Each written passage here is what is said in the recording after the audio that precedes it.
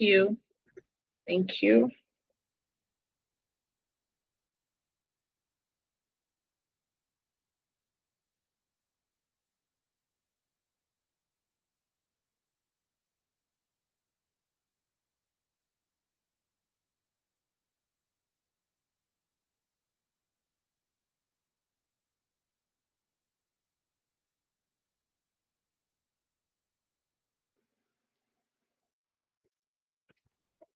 All right. So, what do you stand to gain as a peace ambassador with Europe? You gain hand experience on mediation and peace building. Also, it's more like a specialized training that gives you the leverage when it comes to human relationships and dispute resolution. It's an add-on, and I believe it's essential for everyone in every space within the community, because peace is everybody's desire, is everyone's desire, and it's something that we must promote. So Europe, as an organization, we promote peace and social harmony. So that said, we're going to module two. And in module two, we'll be looking at understanding conflicts and the foundation of ADR. Now, last week during the session, I gave an illustration of two brothers. If you have gone through the soft copy, you would have seen it. I gave an illustration of two brothers that they wanted to they had a dispute regarding the property, and the younger brother was using the property for business, while the elder brother, because he felt the younger brother does not respect him enough, took the matter to court and wanted the property to be sold and the money should be shared among them. Now, in discussing with one prospective peace ambassador yesterday, she asked the question and she said, what if one of, the elder brother or the younger brother does not want to sell? What if he does not want to sell the property because that is where his business is located? What will he do in that instance? But the way we saw it together was that there is always a common ground. We saw that the fulcrum, the root of that dispute is because the elder brother felt the younger brother does not respect him enough. So, what would be the way to resolve such dispute? What would be the mediation mechanism? Is that both of them will come, okay, what do you really want? You want respect and you want money. So, there can be an agreement that the brother will have a share in the younger brother's company, just to show that there is always a common ground when there is dialogue. So, there is not one way in resolving dispute. It doesn't have to be that, oh, because this dispute was resolved in this way, the other one has to be resolved the same way. So every dispute is peculiar. So in answering or clarifying a likely question for the rest of us, is that it's not stereotype. The fact that the younger brother does not want to sell, and of course, which is reasonable, is his business, the other brother can shift ground by taking shares within the company that he will be getting dividends from, which is also a win-win. So the idea of ADR in itself is win-win, that every party win, nobody lose. As against when we go to court, somebody wins or somebody lose. But in ADR, we all win. I might not win all, we win some to lose some. We might not win all, but that relationship, that peace will be maintained. So let's proceed to today's agenda. The foundation of conflict, understanding conflict, and the foundation of ADR. I already sent the expectation, what we expect to learn, to the group. And I also craved our indulgence that we will take an extra 15 minutes in today's training so that we can cover as much as we can, because we have quite a number of things to cover within this 4 weeks that we have left. We have about 9 modules to cover, so it's a lot. So let's proceed. So what's the foundation of conflict? One of our posts that conflict in itself is not evil. It's how we manage it that determines the outcome. Now, conflict is an inevitable part of human existence.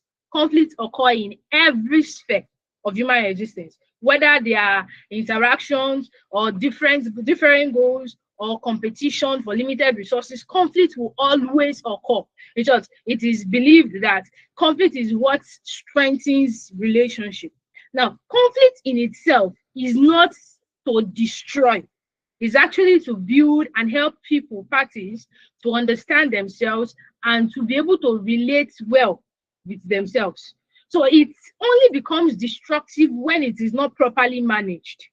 Now, conflict is the beginning of consciousness, as we see that Esther Harding, that she said. Now, from family quarrel to international war, conflict reflects a struggle over need, value, or perception. Now, for a peace ambassador, the task is not to avoid conflict, but to understand how to transform such conflict into cooperation. So it's not to avoid the conflict, but to look for a way that we can build cooperation from the conflict.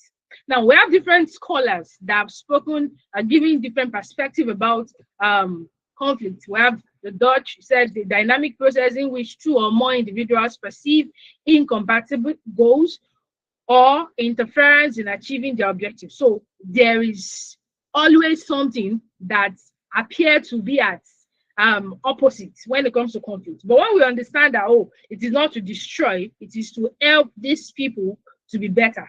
Now, when resolving conflict as a peace ambassador, it is our responsibility not to focus on things that would destroy the relationship, because our goal is to keep such relationship. Now, in simpler terms, conflicts arise when people believe they cannot get what they want, or because somebody else is in their way. So when you want to get something, like that is where all conflicts ensue from. And as we saw last week, there are things that causes people to be in conflict. We have a desire for recognition, emotion, a lot of things that we saw last week. Now, conflict is equals to perceived incompatibility of goal that also have what? Emotional tension.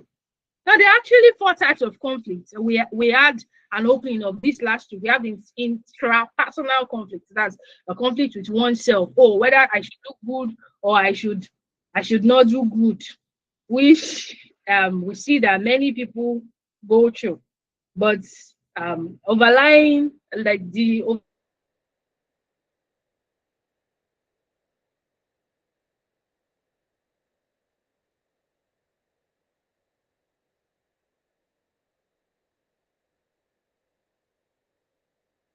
group within a group, we have the inter-community within the community, when this community and that community, we have the international conflict between countries. Now, what are the sources of conflict? We said breakdown in communication, miscommunication, misinformation, misunderstanding, lack of communication in itself.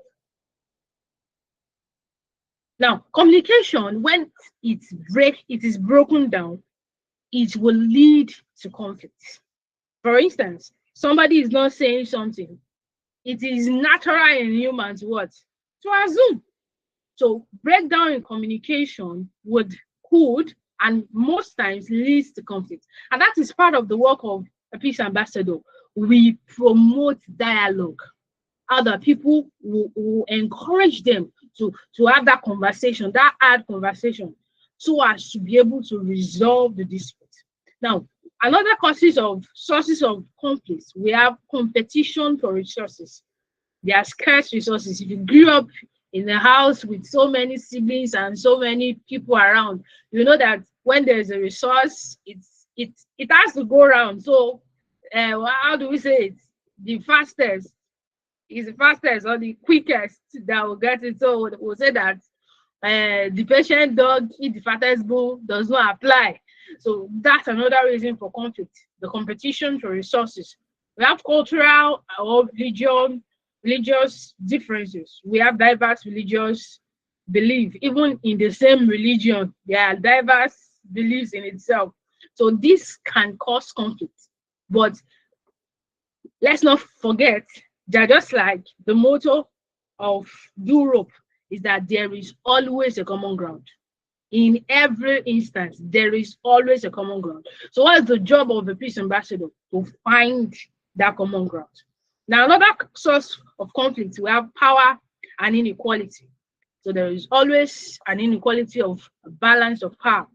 So when there's an abuse of power, when there is injustice, it can lead to conflict.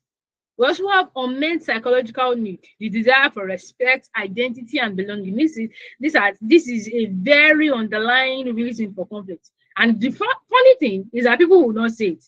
They will not say, when you greeted me, you did not say good evening, ma. As simple as that is, it can be a reason for conflict. So that desire for recognition, identity, and belonging is another source of conflict. Now we also have historical grievance. We hear some people say, in our own tribe, we don't marry from these people. It's not like the people they offended you, but maybe we heard it from our forefathers. So, and that historical grievance continue, and it now leads to what? Conflict. So all this has shown us the sources of conflict. But in all of this, we also see that there is always what? There is always a common ground. Let's proceed. So sources of conflict: miscommunication, injustice, inequality, cultural differences, unmet needs, and what? Fear. Now, an example of conflict, we have that in Kaduna State, a minor disagreement between traders of different religion in 2011 escalated due to a rumor. So what does rumor means? Miscommunication, misinformation, which now led to what? Conflict. So lack of early dialogue will also what? Make the conflict what? To escalate. So the job of a peace ambassador is to what? De-escalate disputes. Now, conflict and human psychology. Conflict is not bad. It's not bad in itself. It's just how it is handled that is what? That might be bad or might produce a bad effect. Now, when it comes to resolving conflict or disputes, conflict is not just about the facts. It's about the feeling. I remember we mentioned last week that many people just want to be heard. Just say, and you're not listening to me. You did not allow me talk. Of course, when we look at it, when we get to the procedure of mediation, we'll see that everybody must have their chance to talk, to express themselves. So conflict in itself is not just about the facts. Like we said, there are some things that cause conflicts that will not be said, but they are the underlying causes of the conflict. And that is why we're having this training. So when you see someone say, I don't like this kind of people, you can actually ask, okay, in our subconscious mind, just ask, are they from the same tribe? Are they from the same religion? Can this be a source of the conflict? For instance, let's assume that I want to resolve this between a Christian and a Muslim, and there is something that they're just not agreeing about. Now, my role as a peace ambassador will just be, okay, do you believe in God? Everybody believes in God. Do you believe that God created the heaven and the earth? So you start from there, the common ground. So when we all have a common ground, we can from there now what? Now resolve the dispute. So I think conflict is not just about the facts, it's also about what? The feelings. So people's feeling must be what?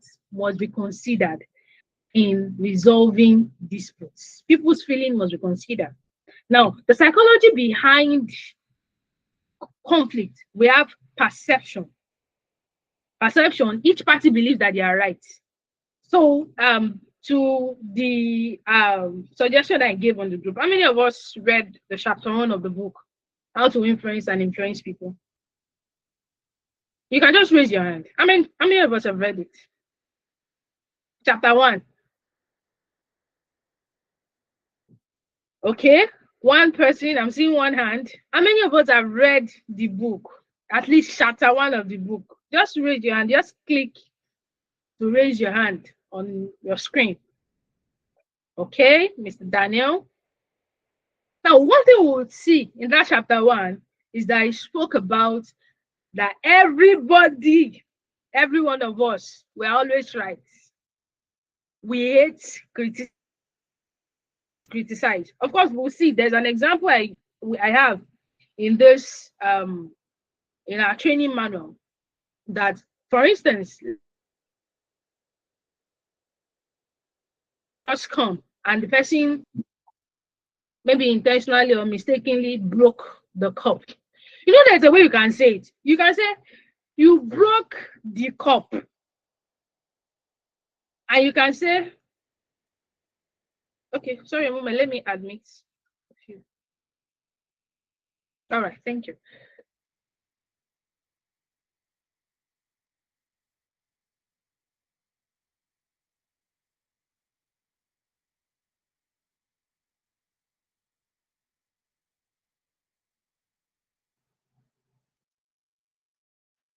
Please, can we hear me? All right. So Yes. I said, if someone broke my precious cup, thank you. So if someone broke my precious cup, I can say, you broke the cup. And I can say, oh, the cup is broken. Now, is it the same thing I just said? Yes.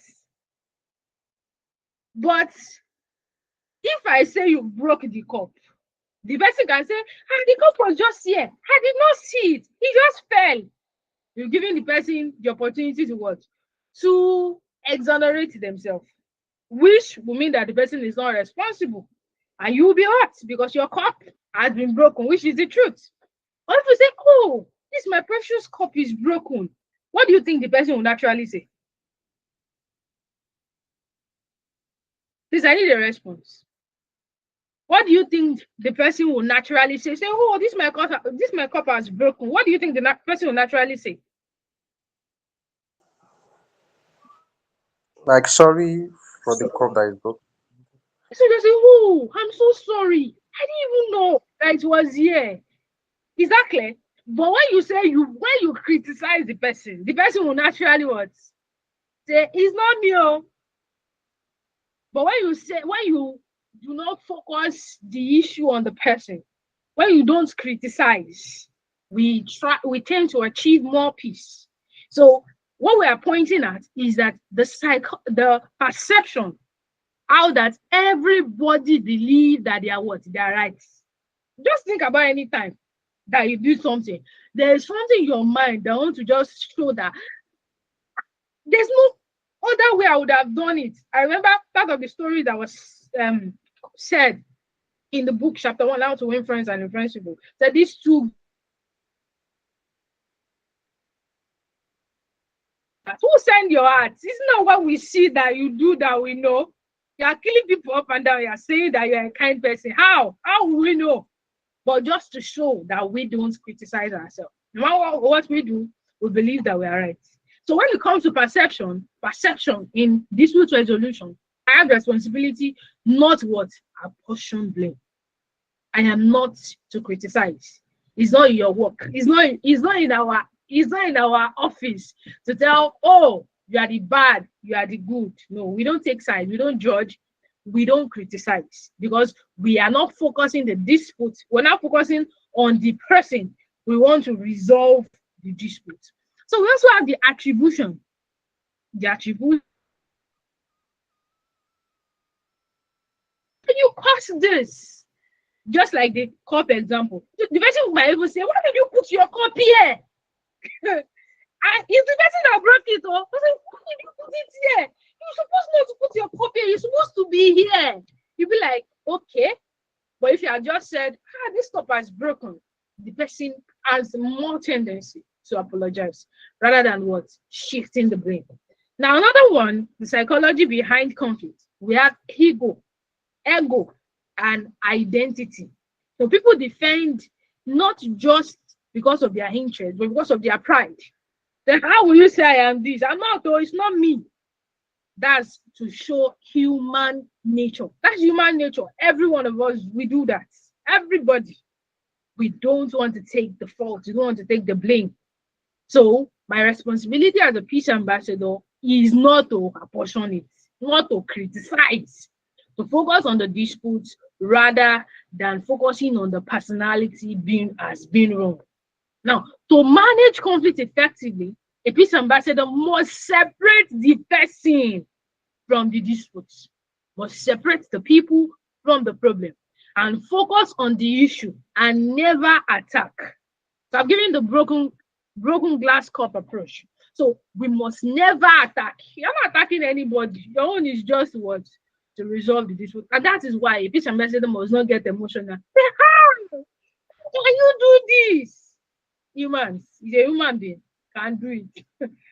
But our role is to focus on the dispute, not on the person, so as to what? Resolve it. Now, the cost of conflict. Now, as a human, as humans, we as we grow, we come to realize that everything in our life is all connected. Everything, every aspect of our life, where we live, what we eat, how we do things, how we go by, they are all connected.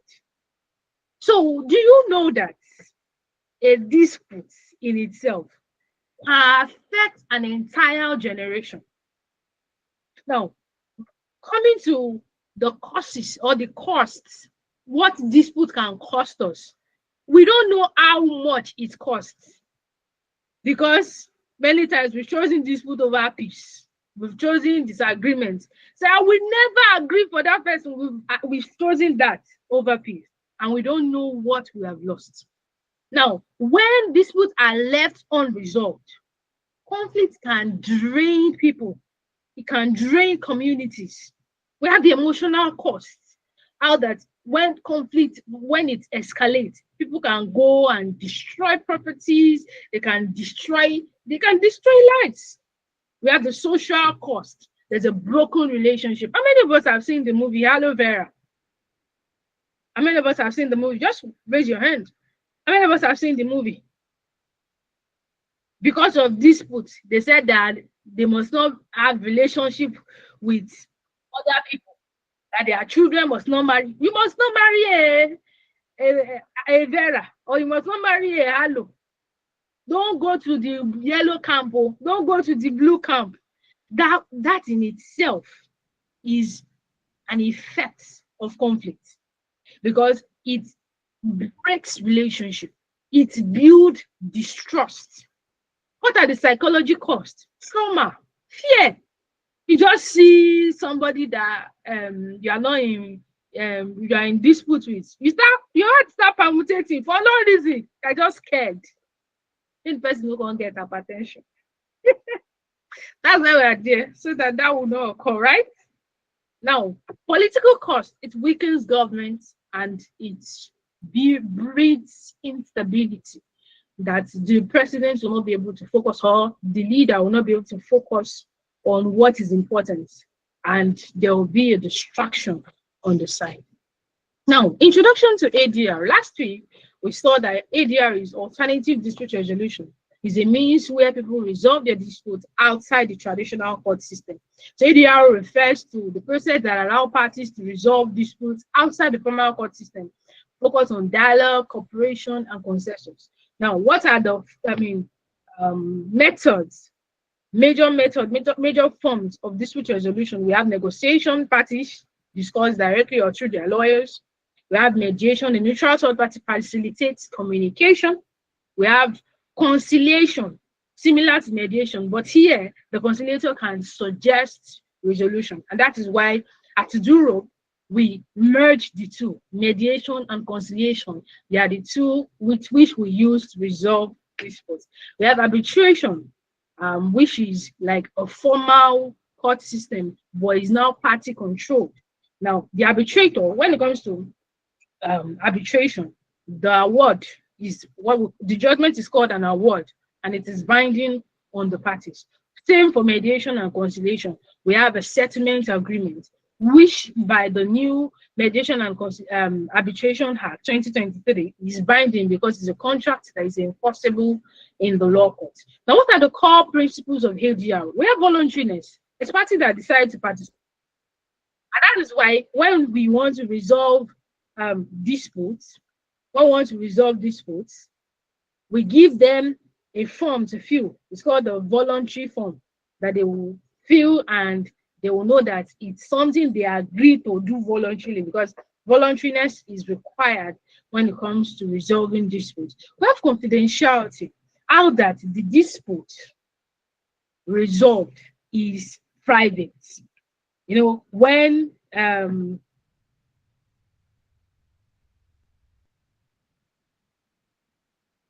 okay, please, can we hear me? Yes, please. Yes, ma'am, I hear you. All right. So, all right, thank you.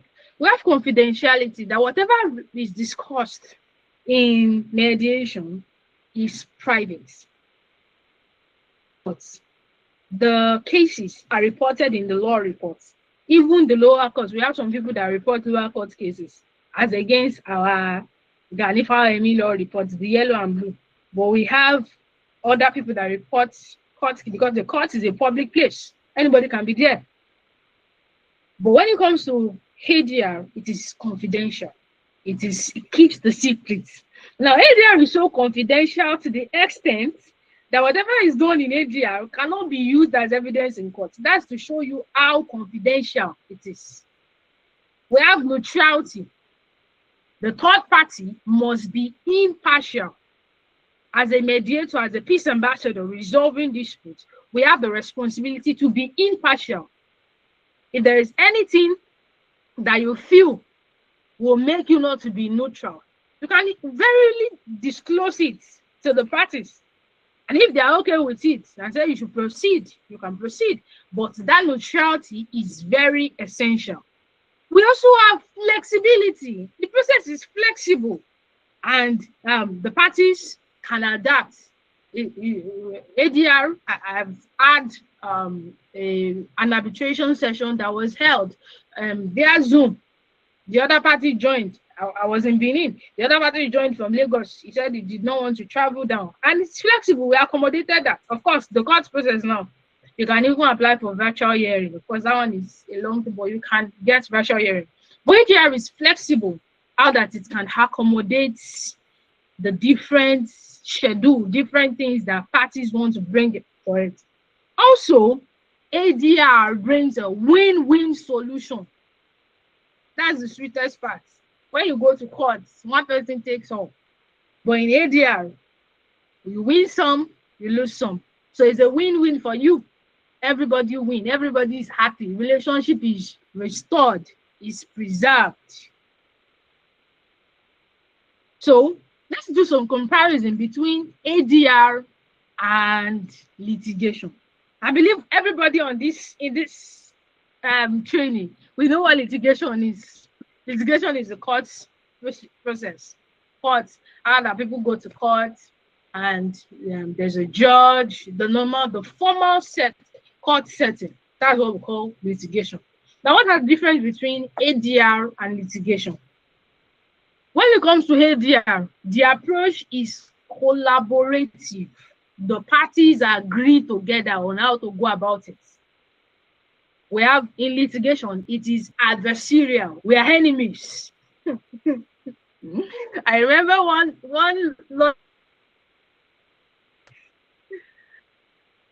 she saw me speaking to, of course, it was a tenancy matter. We got judgment already that the woman should leave the house. And I went to meet the woman.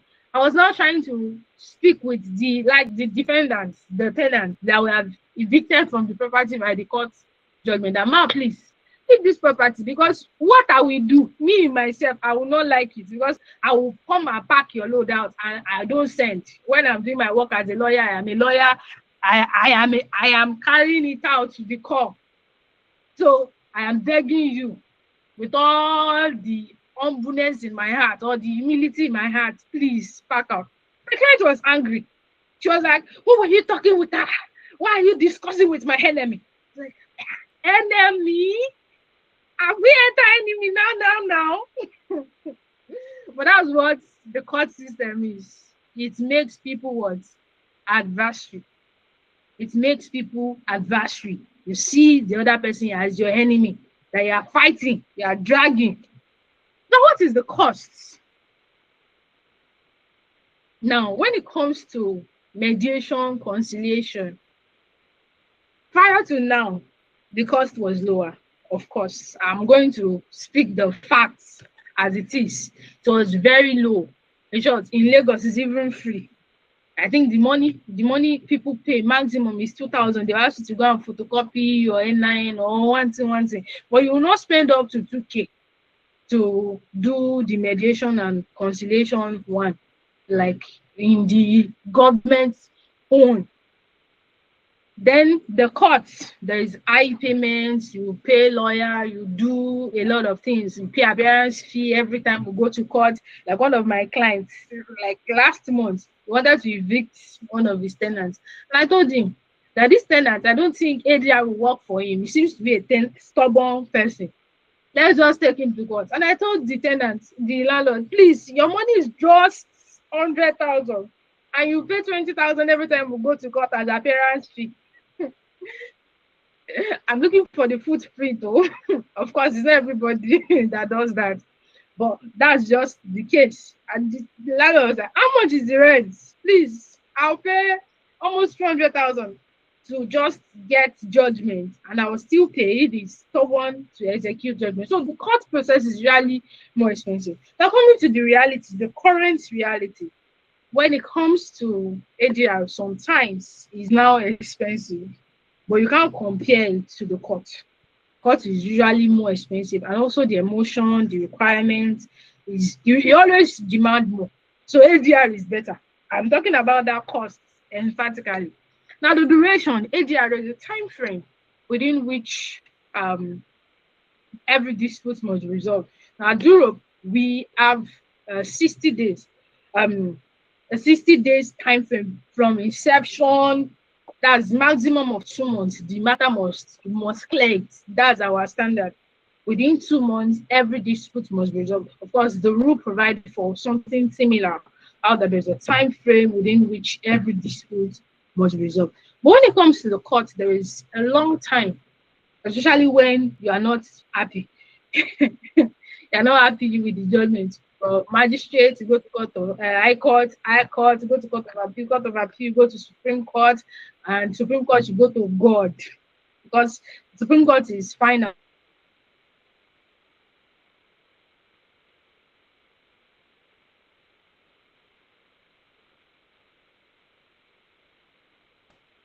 No way out. So the process is usually long. It takes years. And so the fastest case I've done, I think it is the fastest, maybe 6 months.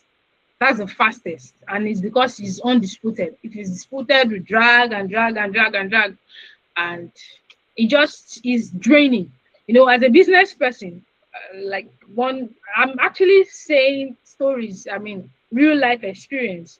They're actually private, but because of private session, so I'm saying that, of course, I will not disclose the full details of the person. Now, when a business owner, they are dragging you to court, the best method is to resolve the dispute, because you want to be leaving your business and be going to court to resolve, which in itself is draining. Now let's move to the next one, privacy. ADR is confidential. It's said earlier, the court is a public place. Everything that happens in the court is public, belongs to the public.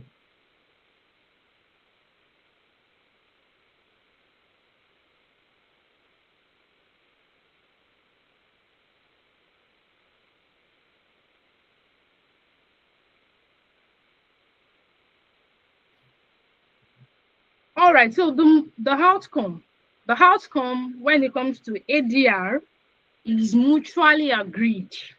The parties agree mutually. They look at, what can work, and based on the guidance of the conciliator, they can have a mutual common ground agreement. As against the court litigation that is judges imposed, is what the judge consider based on the facts of the case, and the law is what will be the judgment and is imposed. Now, ADR focuses on relationship, while litigation focuses on rights and punishments. So I believe looking at this comparison, ADR is actually a better option when it comes to dispute resolution.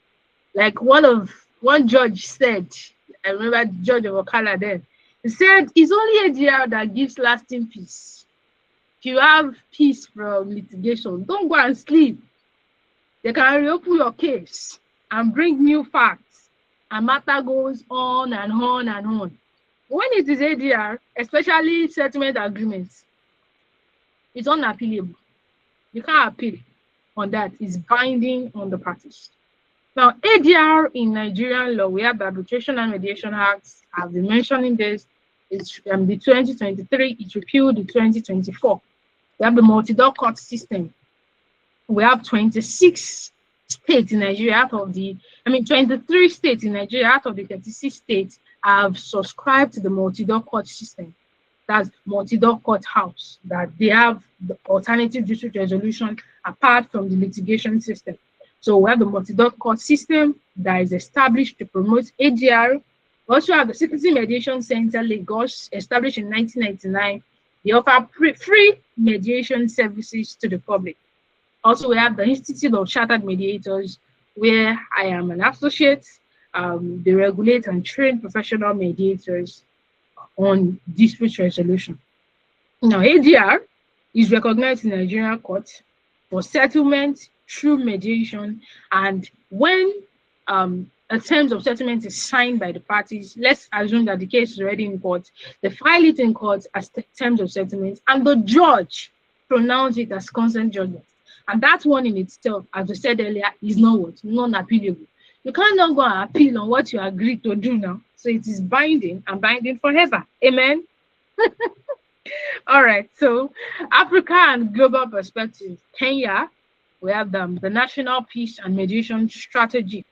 In Kenya, they use the elders to resolve post-election disputes. We have Rwanda, we have Ghana, ADR Act 2010, that institutionalized community mediation as part of formal justice. So we also have the United States, we have the United Nations. Of course, I believe many of us, we know that United Nations is part of the international body that promotes peace within countries around the world. Now, what are the roles of peace ambassador in ADR?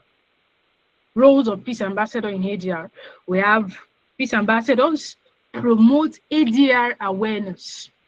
So when you hear somebody say, I will go to police station, I will go and sue the person. As a peace ambassador, we have the responsibility to create that awareness. I said, do you know about mediation? Do you know that your dispute can be resolved by Bureau of Mediation and Conciliation locus?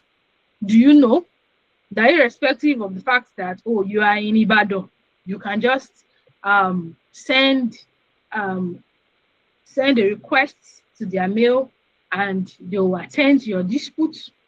We also, as a peace ambassador, we are to facilitate dialogue. So we are to help people resolve the disputes, facilitate dialogue, to communicate, to say what's your stand, and look for common ground. Now we can refer unresolved cases to professional bodies like Europe. We can also advocate for non-violence and empathy in conflicts. So, as we know, blessed are the peacemakers, for they shall be called what? The children of God. Amen. So, the peace ambassador is not just a witness of peace. We are the architect. We create the peace. In a disputing and conflicting world, a peace ambassador is an architect of peace. So we'll go to module 3. Let's just run through the summary. Conflict is natural, but manageable. Every conflict is manageable, and it must be de-escalated from its initial state. Now, ADR transforms confrontation into cooperation. That's the aim of ADR. The parties will be able to cooperate rather than strive. So Nigeria's legal system provide for alternative dispute resolution and promote it. Part of what the court requires in bringing every matter to court is to see that you have tried to resolve such disputes and it did not succeed, then the matter comes to court. So what is the role of Duro? We are here to bridge the gap, to decongest the courts and help many disputes. I remember when I took a proposal to an area court here in Abuja, and the judge was like, this is a very good one. He has a lot of cases that I just wish there can be something like this that will resolve it. Why? Because there are some cases you cannot just give a straight judgment. It will destroy the relationship, the long-standing relationship. But when such disputes are resolved through mediation and conciliation, the parties will be able to still keep the relationship. Now let's proceed. Negotiation and mediation skill for peace ambassador. What are the negotiation and mediation skill for peace ambassador? Negotiation and mediation are at the heart of peaceful coexistence. They are the heart of every peaceful coexistence, because every day we live by negotiation. Sir, how should I go about? Should I do this or do this? You are negotiating, you are calculating which one will be better. So in every human relationship, negotiation and mediation, they are the art of peaceful coexistence. Every day, individuals, communities, nations, we negotiate over land, contract, relationship, and even identity. Now, for peace ambassadors, mastering negotiation skill is not just about resolving disputes. It's about building relationship and nurturing understanding. So the negotiation and mediation skill is not just to resolve disputes. Of course, it comes in, but it is for us to what? Build relationships and nurture understanding. Because life in itself is built on what? Understanding. Negotiation is not about winning arguments. It's about winning peace. Now, when you win arguments, it's most likely you are losing peace. So the question we always ask ourselves, what do you want to achieve? Do you want peace or you want to win the argument? If you want to win the argument, you might lose peace. But peace is what helps us to live well. It's what keeps our relationship strong and solid. Now, understanding negotiation. Negotiation is the process through which two or more parties communicate to reach an agreement. Now, when they communicate to reach an agreement, it satisfies their interest. Now, everybody will now communicate his interest. Now, negotiation in itself is a voluntary, collaborative, and flexible process. It's a voluntary, collaborative, and flexible process. Now, we have two types of negotiation.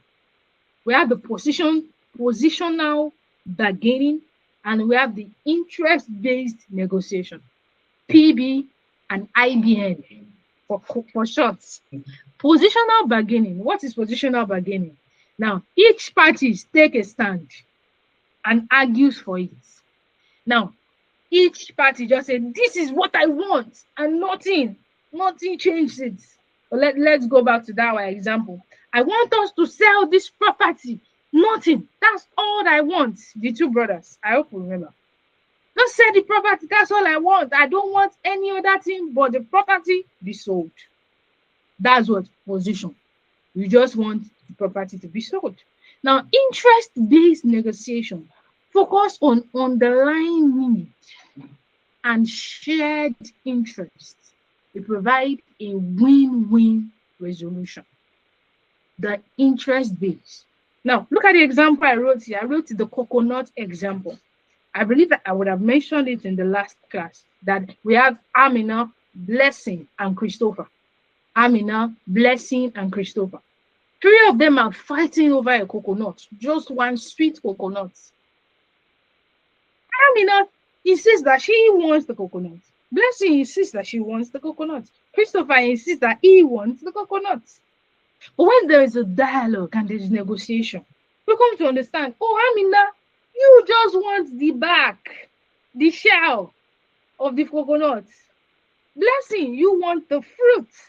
And Christopher needs the water. I don't know what they use it for, but I believe there are a lot of things they do with it. So when there is now a dialogue, to come to understand that everybody has different interests.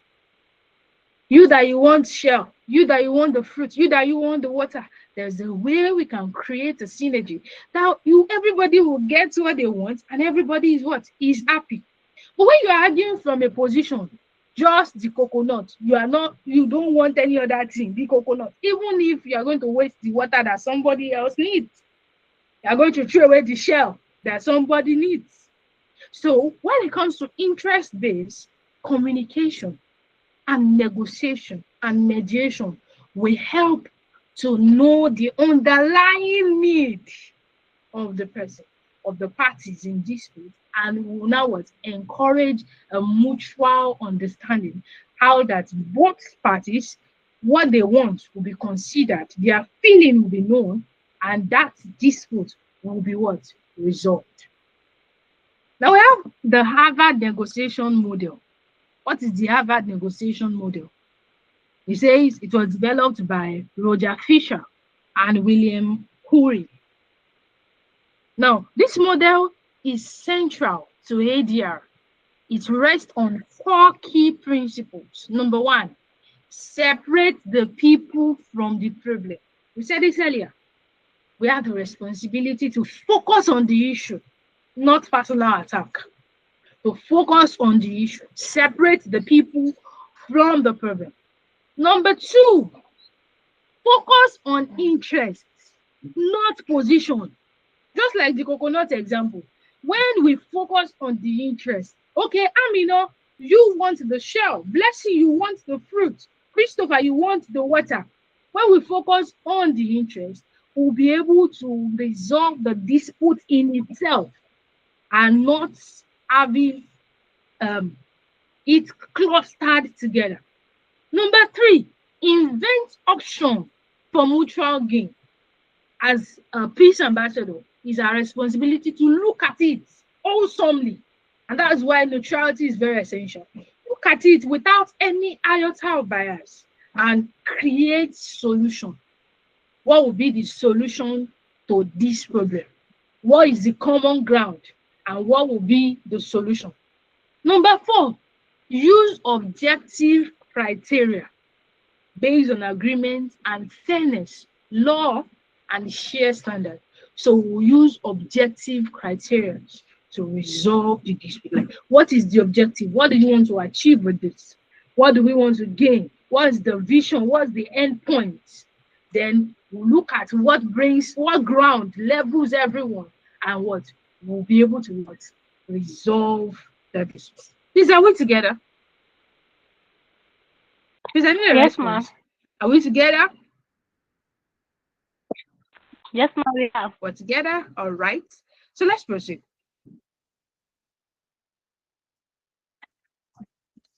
What are the stages of negotiation? We have 6 stages. 6 stages of negotiation. Number 1, preparation. Preparation means to gather facts, to know your goals and limits as a peace ambassador. A negotiation skill. How do we negotiate? Number 1, you gather facts. It shouldn't be that as a mediator, I don't know the entire fact. If you don't know the entire facts, you are not entitled to resolve the dispute, because all the facts must be laid there. Okay, what are we disputing over? The coconut. Why? Every fact must be open. Number 2, opening statements. Okay, I am negotiating this dispute, and there must be some ground rules. At the Lagos State Citizen Mediation Center, they will write it there. Don't raise your voice. If you raise your voice too much, my director can come out and send you out. Say, why are you raising your voice? You don't shout here. So some ground rules must be there. Or when A is talking, B, you keep quiet. When B is talking, A, you listen, you keep quiet. When you want to interject, take note of that interjection rather than interjecting. Let the person have their flow. Then afterwards, you can now speak. Number 3, exploration. A peace ambassador must identify individual interests. Listen actively. Every one of us, or let me say many of us, fall into this web we think we know what the person is saying. When the person just talk like you already know in your mind, you think you already know, which is a very bad attitude. We must cultivate the culture of listening well. Also, in exploring, we ask open-ended questions.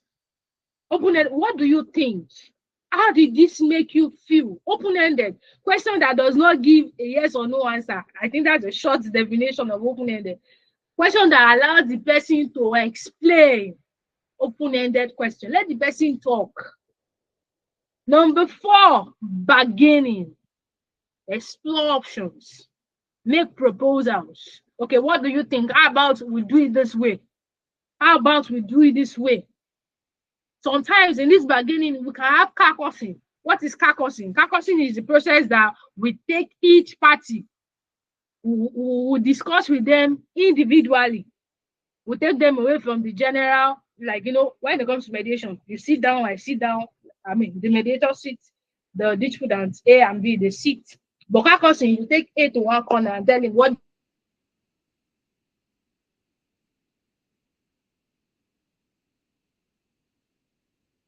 of it, you want to understand the underlying need of the person. Of course, we'll still get to much in-depth study. There are other things that might warrant caucusing when there is an imbalanced power, like there's a higher person and a lower person. There's likelihood that the lower person might not want to talk or express themselves well in front of the higher person. So caucusing will help a mediator to understand what the major issue is in that instance. So there's bargaining. We have the agreements where the parties agree and they sign documents. And the next step is the implementation. When there is mediation and there is no implementation, it's waste. There must be implementation. Whatever is agreed upon must be carried out. Now, what are the key communication skills for a peace ambassador? Active listening. Listening is the foundation of mediation. Now, when we listen, we don't just listen to what is being said. Of course, we must listen to hear what is being said. We listen to understand the emotion.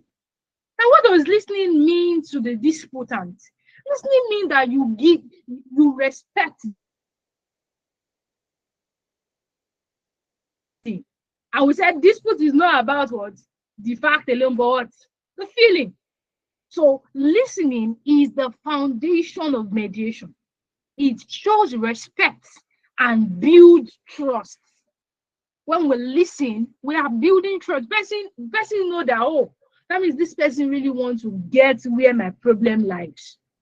Number 2, when it comes to eye contact, you must look the person eyeball for eyeball, like we say it in Nigeria. Number 3, you nod. You try to summarize. So you try to say what the person said so that you be sure you heard well or you heard right. Another skill when it comes to active listening, avoid interrupting. Let the person land. When we interject the person, it's like you crash the plane. Let the person land. Let the person, like you can, for instance, I've had instance of mediation. The person kept saying the story, 15 minutes. They're still telling us the story. Of course, it might be that long. Like, we might need all those facts. But we must listen. That's our job. To listen to get the entire facts. Another one, reflect emotion. You can say, I understand how frustrating this can be.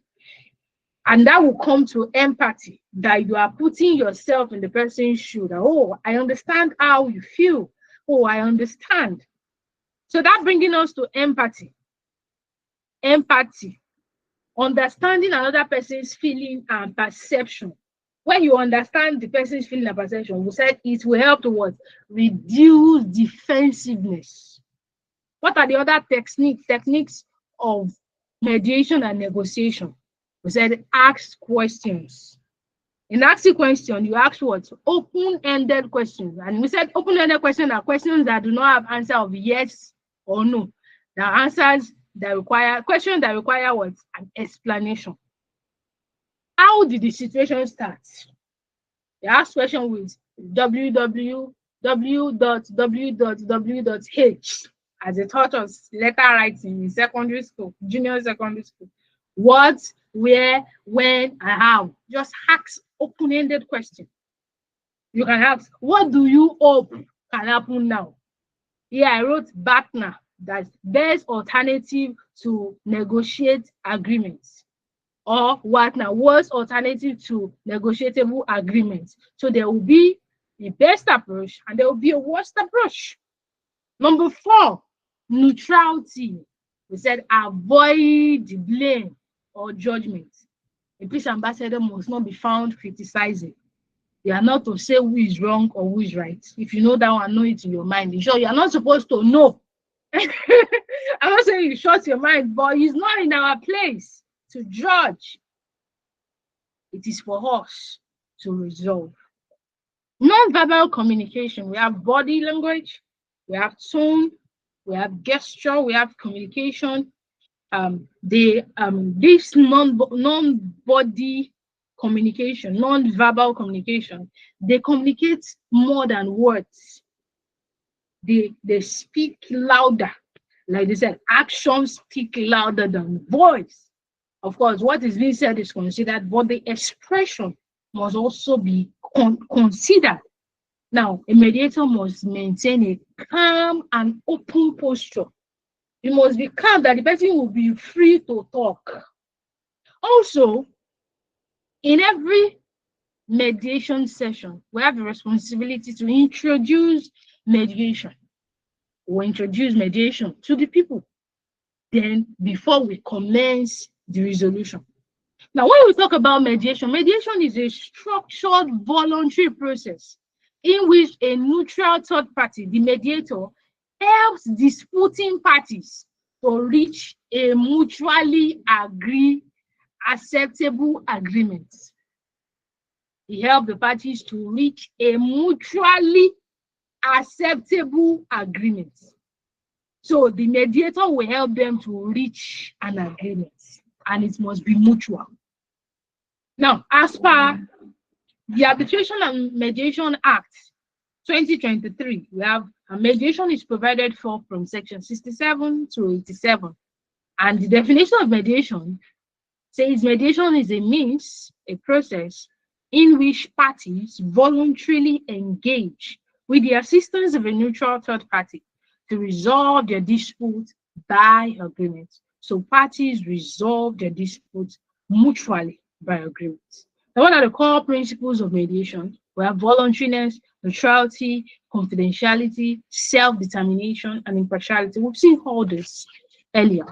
Now we have seen the stages of mediation, introduction. When it comes to introduction, we said it's voluntary. We build trust when we introduce, like you, by your introduction, you try to make them feel relaxed and that, our matter will be resolved here. Then you explain the process. So after this training, every peace ambassador is expected to be resolving this, and that's why we are going through this training step by step, so that we will understand the procedure and do it as prescribed by the law. Now, the introduction, build trust and explain the process. Introduce self, explain the ground rules, and assure confidentiality. Tell them that whatever I said here stays here. It's not something you will see in the news or you will hear outside. Now, are there instances that what is said in mediation can be disclosed? Yes, the rule provided for it, where there's an intention to commit crime. As a mediator, a wife, I just said, this thing her husband is doing, that she's killing him small, just like Popeye biscuit. Let's assume that you are the Eugene and his wife, you are the mediator, and say, just remain like 8 days for him to drink that his tea, and everything will be set. As a mediator, you will not keep quiet when a crime is being committed. It is our responsibility to maintain the law. But when it comes to private matters that does not have to do with crime, we have the duty to keep it what? Confidential. Now, the opening statements, how do we open? You listen to both sides. Now, how do we do it at Citizen Mediation Center? The complainants, the person that brought the case, has the full of flesh. You tell us, oh, why do you bring this person to do root mediation foundation? I say, he's my tenant. He's owing me $1 billion. He has been living in my house since 1984. Okay, you say all your story as a complainant. Then the defendant will not talk. Say, it's not true. My grandfather bought the house. They have an agreement. So. The person will now what? Say his own. So, opening statements, you listen to both sides without interruption. Each party share their story and feeling. It is their story. Now, usually, as I wrote here, the complainant states his story, then the defendant. Is the defendant that will, like, the person that brought the matter will start, then the defendant will say his own side. What do you have to say to this allegation that was brought about you? Now, then the mediator has responsibility to identify the issues. Last week we mentioned that it is our role to what? De-escalate.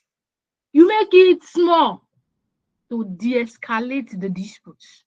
So we identify the issues and summarize the issues and interests. We identify the issues, summarize the issues and interests.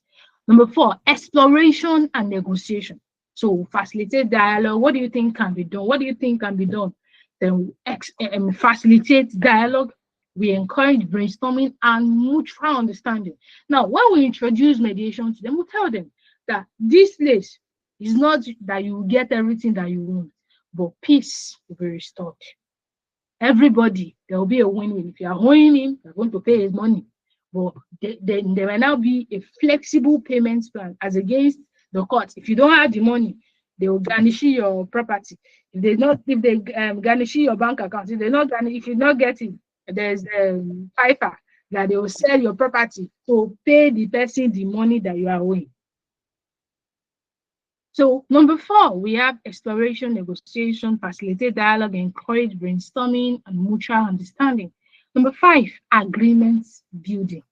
This is the sweet part. Both of them have agreed. They are now building agreements. Number 6, we have closure and follow-up. So after agreement has been reached and been signed, we have the responsibility to ensure that the parties adhere to what they agreed and they are committed to it. Now, what are the common barriers to effective mediation? We have hostility and distrust. Some parties might want to appear to be hostile.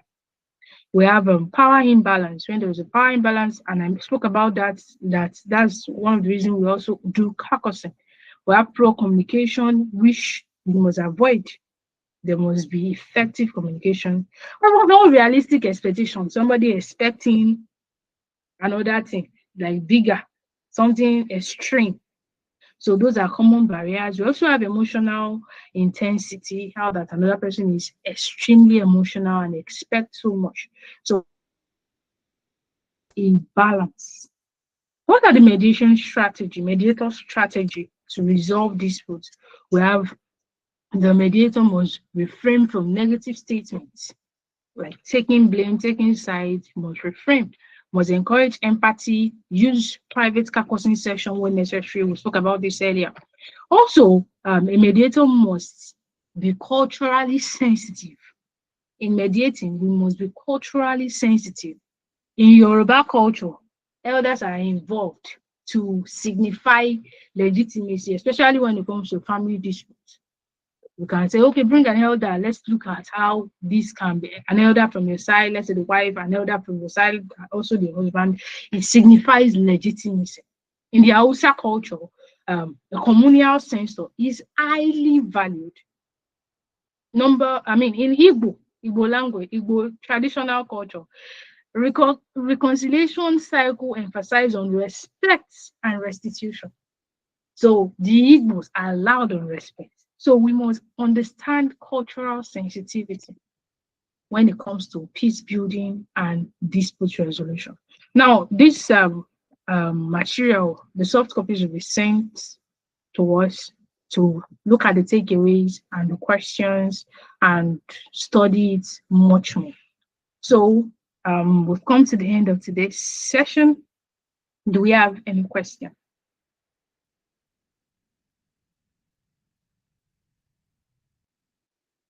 Any question? Or you have something you want me to clarify?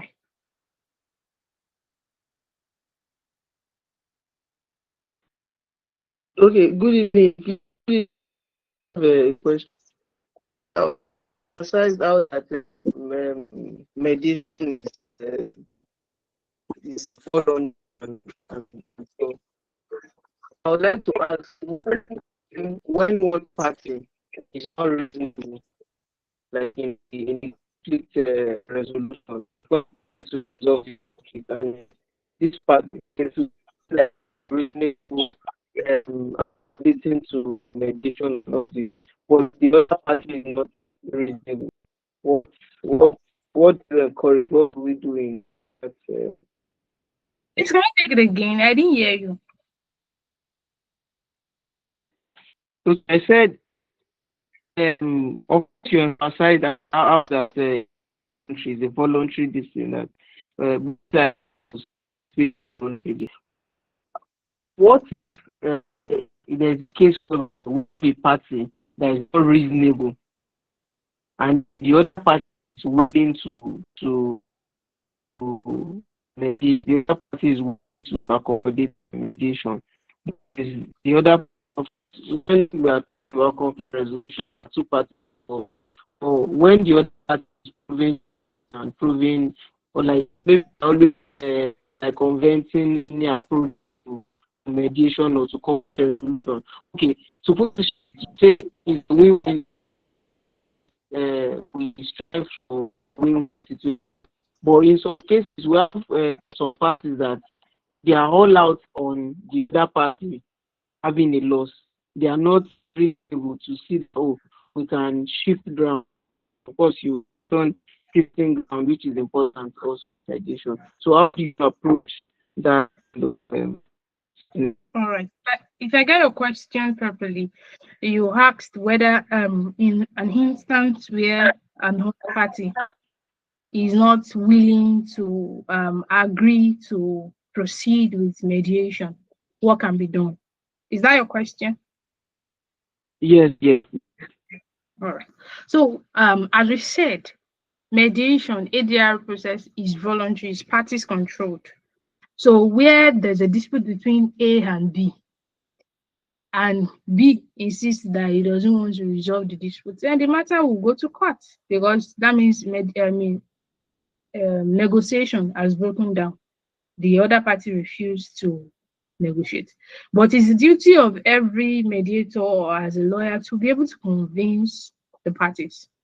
Because if, as a person, I know that, oh, if I take the matter to court, I'll spend times 10. I will waste my time. I will do this. I will still lose. I might not win because you are not sure. You are not the judge. You don't know what the judge will see in the case. As against ADR, that both of you will try to reach a mutual understanding. So it's voluntary, it can't be imposed, but we can try to persuade the other party to see the reason to take the process. So that's it. Is it clear? Yes, thank you. Thank you. Yes, it is. Oh. So any other question? So the absence of any other question, we'll call it a day for today. I really want to appreciate every one of us for joining today's session, also for the extra time we took, and I'm so grateful. So next week we'll take the same time so that we can cover more. And if you have any question within the course of the week, please do just send it on the group or send it to me, our email address. We'll do well to respond. Also, this session was recorded and it will be shared on our YouTube channel and maybe a snippet of it on other social media platforms. So let's do well to join and follow. And also, the skill you're learning, let's ensure we put it to practice. Let's put it to use because we get better by what? By practice. So let's have a wonderful evening. Good evening, everyone.